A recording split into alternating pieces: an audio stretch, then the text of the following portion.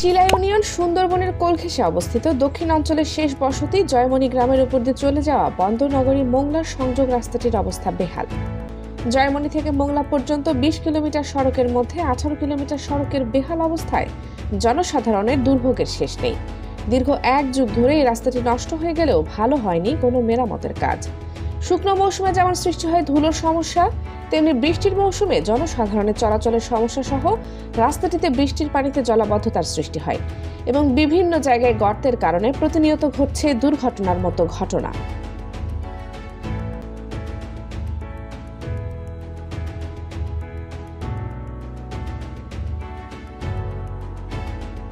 দীর্ঘ ১ যুগ অপেক্ষার পর কিছুদিন আগে মোংলা থেকে কানাইনগর পর্যন্ত মেরামতের কাজ শুরু হলেও চিলা ইউনিয়নে এখনো পর্যন্ত কাজ শুরুর আভাস পাওয়া যায়নি।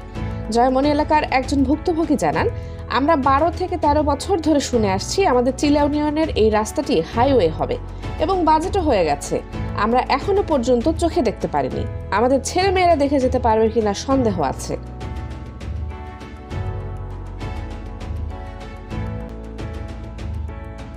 এ সময় তিনি আরও বলেন, জয়মণি রাস্তার যে বেহাল অবস্থা, যদি কোনো গর্ভবতী মেয়েকে প্রসবের আগ মুহূর্তে রাস্তা থেকে মোংলা হাসপাতালে নেওয়া হয়, মা ও শিশুর জন্য অনেক বড় ঝুঁকি থাকে।